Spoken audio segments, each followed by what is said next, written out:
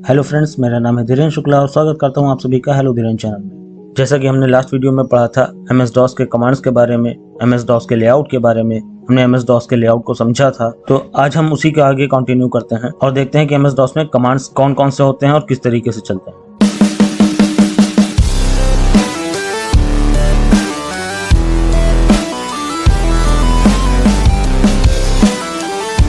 चलिए सबसे पहले MS-DOS को ओपन कर लेते हैं। यहाँ पर मैं पहले भी आप लोगों को बता चुका हूँ कि हमारा ये ऑपरेटिंग सिस्टम विंडोज होता है जो कि MS-DOS का एडवांस वर्जन है और विंडोज में हमें ये फैसिलिटी दी जाती है कि हम ये देख सकें कि MS-DOS में किस प्रकार से काम होता था। तो मैं जो ये ओपन करने जा रहा हूँ ये DOS नहीं, DOS मोड होगा, यानी कि कमांड प्रॉम्प्ट जो विंडोज द्वारा संचालित किया जा रहा है। तो DOS मोड को या फिर कमांड प्रॉम्प्ट को ओपन करने के लिए हमारे पास कई तरीके हैं, जिनमें से पहला तरीका यह है कि हम अपनी टास्क बार में जाएंगे और ये स्टार्ट बटन के बगल में जो सर्च बॉक्स दिख रहा है यहाँ पर लिखेंगे CMD एंड हमारा CMD यानी कि कमांड प्रॉम्प्ट यहाँ पर सर्च होकर के आ गया है। आप चाहे तो इस पर डबल क्लिक करके ओपन कर सकते हैं या फिर इस ओपन पर क्लिक करके ओपन कर सकते हैं। दूसरा तरीका, Windows+R की दबाएंगे कीबोर्ड से, यानी कि Windows और R इन दोनों की का कॉम्बिनेशन हमें प्रेस करना है। जैसे ही हम प्रेस करेंगे वैसे ही हमारा ये रन कमांड एग्जीक्यूट हो जाएगा और ये छोटा सा डायलॉग बॉक्स रन का आ जाता है। यहाँ पर हमें CMD लिखना है, ये देखिए हमारे पास पहले से लिख कर आ रहा है। CMD लिखने के बाद ओके बटन पर क्लिक करना है और ये फिर से हमारा DOS ओपन हो जाएगा।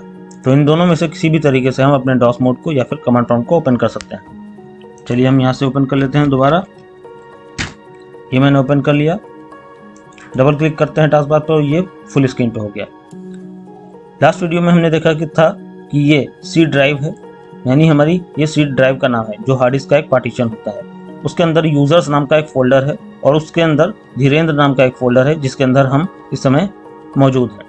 यहाँ पर मैं DOS के कमांड्स के बारे में बताना चाहूँगा। आज सबसे पहले हम ये देखते हैं कि DOS में जो कमांड्स होते हैं वो कितने प्रकार के होते हैं और किस प्रकार से वर्क करते हैं। तो मैंने पहले से लिख रखा है, एक फाइल बनाकर रखी हुई है। ये देखिए MS-DOS commands are divided into 2 types. MS-DOS के कमांड्स 2 प्रकार के होते हैं, एक इंटरनल कमांड्स और दूसरा एक्सटर्नल कमांड्स। इंटरनल कमांड्स क्या होते हैं? Internal commands are used to perform basic operations on files and folders, यानी कि डायरेक्टरीज। मैंने पिछली वीडियो में बताया था कि MS-DOS में फोल्डर्स को डायरेक्टरी बुलाया जाता था। विंडोज में हम फोल्डर्स बुलाते हैं जबकि MS-DOS में उन्हें डायरेक्टरीज बुलाया जाता था। तो फर्स्ट लाइन हमारी कह रही है कि इंटरनल कमांड जो होते हैं वो कुछ बेसिक काम यानी कि छोटे मोटे कामों को आसानी से कर सकते हैं किसी भी फाइल के ऊपर या फिर किसी डायरेक्टरी यानी फोल्डर के ऊपर। Internal commands are loaded automatically in the main memory during booting process. जब हमारा MS-DOS ओपन हो रहा होता है, कब? जब कंप्यूटर को ऑन किया जाता है। याद करिए MS-DOS क्या होता है? एक ऑपरेटिंग सिस्टम होता है विंडोज की तरह से। तो जब MS-DOS पर काम किया जाता होगा तब MS-DOS ही ऑपरेटिंग सिस्टम होगा जो कंप्यूटर में लोड किया जाता होगा। तो जब हम कंप्यूटर ऑन करते होंगे उस समय तो हमारा MS-DOS हमारी मेन मेमोरी में लोड हो रहा होता है और किसी भी ऑपरेटिंग सिस्टम के मेन मेमोरी में लोड होने का जो प्रोसेस होता है उसे बूटिंग प्रोसेस कहते हैं। हमारा विंडोज भी जब मेमोरी में लोड हो रहा होता है, कौन सी मेमोरी? मेन मेमोरी की बात कर रहा हूँ मैं, क्योंकि जब भी किसी एप्लीकेशन को, किसी सॉफ्टवेयर को हम ओपन करते हैं तो उसकी सभी फाइलें जो सेकेंडरी मेमोरी यानी कि हार्ड डिस्क में परमानेंटली सेव होती हैं उन्हें उठा करके रैम में यानी कि प्राइमरी मेमोरी या मेन मेमोरी में लाया जाता है ताकि प्रोसेसर अपना एग्जीक्यूशन कर सके। तो इस प्रकार से इंटरनल कमांड्स हमारे मेन मेमोरी में लोड होते हैं जब हमारा MS-DOS यानी कि बूटिंग का प्रोसेस हो रहा होता है।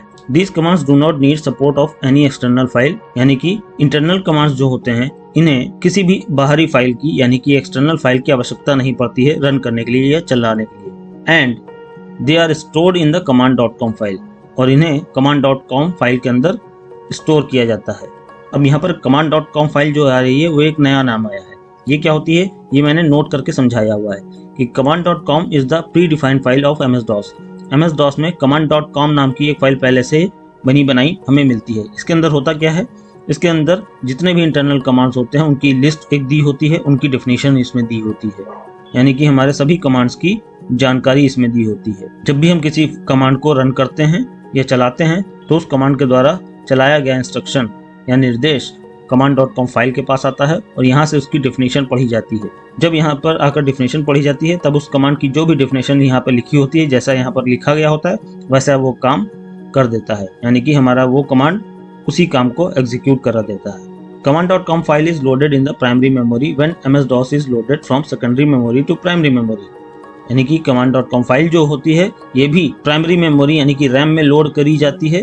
कब? जब हमारा MS-DOS सेकेंडरी मेमोरी से प्राइमरी मेमोरी में लोड हो रहा होता है। यानी कि हमारा MS-DOS जब ओपन हो रहा होता है यानी कि बूट हो रहा होता है, तब जाहिर सी बात है कि तभी क्या होगा, हमारी MS-DOS की सभी फाइलों को सेकेंडरी मेमोरी यानी हार्ड डिस्क से उठा करके रैम में या प्राइमरी मेमोरी में लाया जा रहा होता है, और उसी दौरान command.com फाइल को भी मेन मेमोरी यानी कि रैम में लोड करा दिया जाता है। अब हमारे इंटरनल कमांड्स के कुछ एग्जांपल्स दिए हुए हैं, जैसे कि CLS एक कमांड होता है जो स्क्रीन को क्लियर करने का काम करता है। रन कमांड होता है जो किसी फाइल को रीनेम करने का काम करता है। इसी तरह CD या CHDIR, आप चाहे CD कमांड चलाएं चाहे CHDIR कमांड चलाएं, दोनों का एक ही काम होता है, चेंज डायरेक्टरी को यानी कि फोल्डर को चेंज करने के लिए, एक फोल्डर से दूसरे फोल्डर में आने जाने के लिए होता है। एग्जिट कमांड का प्रयोग होता है MS-DOS को क्लोज करने के लिए। वहीं पर RMDIR या फिर RD, दोनों में से किसी को भी आप प्रयोग कर सकते हैं, दोनों का मतलब एक ही है, एम्प्टी डायरेक्टरी को रिमूव करना। कोई डायरेक्टरी यानी कि कोई फोल्डर है अगर हमारे पास और वो अगर खाली है, तब हम उसे RMDIR या फिर RD कमांड की मदद से डिलीट कर पाएंगे। अगर उसके अंदर डेटा होगा तो उसे पहले हमें क्लियर करना पड़ेगा, तब जा करके हम RMDIR या फिर RD कमांड की मदद से उस फोल्डर को यानी कि डायरेक्टरी को डिलीट कर पाएंगे। डेल कमांड का प्रयोग होता है किसी फाइल को डिलीट करने के लिए। वहीं पर कॉपी कमांड का प्रयोग होता है किसी फाइल की एक कॉपी बनाने के लिए। टाइप कमांड का प्रयोग होता है किसी फाइल के अंदर का डेटा यानी कि कंटेंट को देखने के लिए। डेट कमांड की मदद से हम अपने करंट डेट यानी कि हमारे सिस्टम में जो सेट की गई डेट होगी उसे देख भी पाएंगे और हमें चेंज करने का भी ऑप्शन मिलता है। वहीं पर टाइम कमांड की मदद से हम अपने सिस्टम में सेट किया गया करंट जो टाइम होगा उसे देख और चेंज कर सकते हैं। DIR कमांड की मदद से हम अपने किसी पर्टिकुलर एक फोल्डर के अंदर जितनी भी फाइल्स हैं, जितनी भी डायरेक्टरीज यानी कि और अदर फोल्डर्स हैं यानी कि सब फोल्डर्स हैं, उन्हें हम देख सकते हैं कि कौन कौन सी फाइल्स हैं, कौन कौन से फोल्डर्स में हमारे मौजूद हैं। MKDIR या फिर MD, इसकी मदद से हम एक नई डायरेक्टरी यानी कि नई फोल्डर को क्रिएट कर पाते हैं। चलिए आते हैं एक्सटर्नल कमांड्स पर। External commands are used to perform advanced operation on files and folders.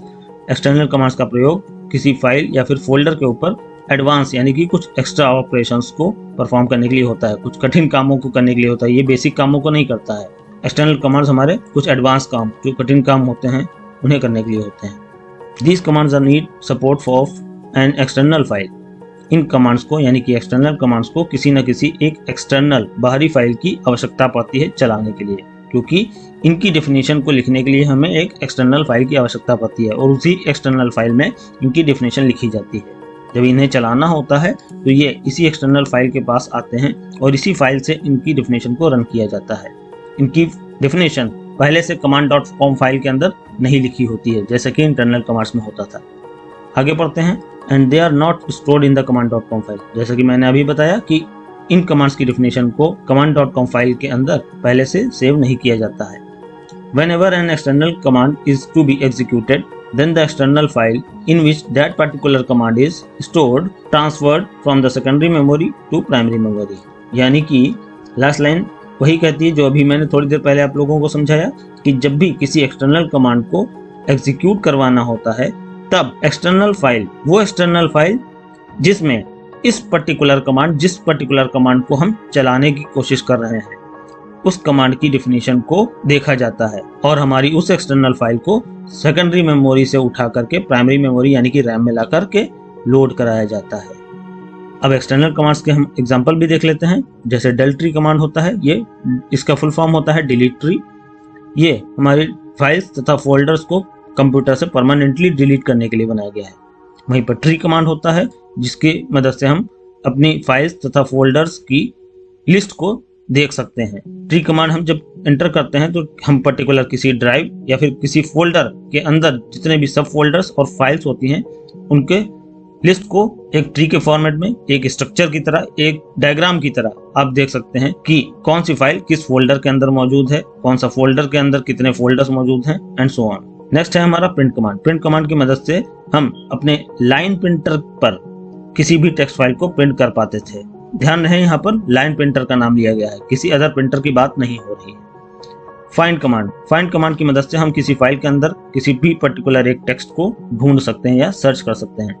Format command किसी भी डिस्क या फिर ड्राइव के अंदर रखे हुए डेटा को अगर हम फॉर्मेट करना चाहते हैं, यानी कि पूरी तरीके से डिलीट करना चाहते हैं, कंप्लीटली इरेज करना चाहते हैं, तो हम फॉर्मेट कमांड का प्रयोग करेंगे। फॉर्मेट कमांड का प्रयोग हमेशा आप लोगों को बहुत सावधानी से करना है। नॉर्मली इस कमांड को एग्जीक्यूट ना करें, मैं यही आप लोगों को रिकमेंड करूंगा, क्योंकि आपका डेटा इससे लॉस हो सकता है। नेक्स्ट है हमारा attrib command. Change the attributes of file और फाइल्स। किसी एक या एक से अधिक फाइलों के एट्रीब्यूट्स यानी कि उनकी क्वालिटीज को, उनके टाइप्स को बदलना है तो हम उसके लिए एट्रिब कमांड का प्रयोग करते हैं। chkdsk to check the hard disk for any type of error. किसी भी प्रकार की एरर आ जाती है अगर हार्ड डिस्क के अंदर, जिससे हार्ड डिस्क हमारी काम करना बंद कर देती है या लोड होना बंद कर देती है, या हमारी हार्ड डिस्क शो नहीं हो रही है, या पर्टिकुलर किसी ड्राइव में एरर आ गई है, हमारा MS DOS पर्टिकुलर किसी ड्राइव को ओपन नहीं कर पा रहा है, तो इस प्रकार की एरर्स को देखने के लिए या चेक करने के लिए हमारा chkdsk कमांड होता है। नेक्स्ट है हमारा मूव कमांड। मूव कमांड की मदद से हम किसी एक फाइल के अंदर रखे हुए डेटा को किसी अन्य फाइल के अंदर मूव कर सकते हैं। तो ये थे हमारे इंटरनल एंड एक्सटर्नल कमांड्स। मैं इस फाइल को अपने डिस्क्रिप्शन में डाल दूंगा, आप लोग वहां से इसको डाउनलोड भी कर सकते हैं। तो आज की वीडियो में इतना ही रखते हैं। आज हमने पढ़ा इंटरनल और एक्सटर्नल कमांड्स के बारे में। नेक्स्ट वीडियो में हम देखेंगे कि यहाँ पर इंटरनल या फिर एक्सटर्नल जितने भी कमांड्स हैं उन्हें एग्जीक्यूट कैसे कराना है या फिर यहाँ पर रन कैसे करना है। उम्मीद करता हूँ आज की क्लास में आप लोगों को मैंने जितना भी समझाया है वो सब कुछ आसानी से समझ में आ गया होगा। अगर आप लोगों को अभी भी किसी प्रकार की कोई कंफ्यूजन है तो आप लोग मेरे कमेंट सेक्शन में कमेंट करके मुझे ज़रूर बताएं। मैं पूरी कोशिश करूंगा आप लोगों के सभी सवालों को जवाब देने की। वीडियो अगर पसंद आई हो तो लाइक एंड शेयर करना ना भूलें। चैनल पर नए हो तो चैनल को ज़रूर सब्सक्राइब करें। तब तक अपना ढेर सारा ख्याल रखिए। बहुत जल्दी मिलते हैं नेक्स्ट वीडियो में। तब तक के लिए थैंक यू।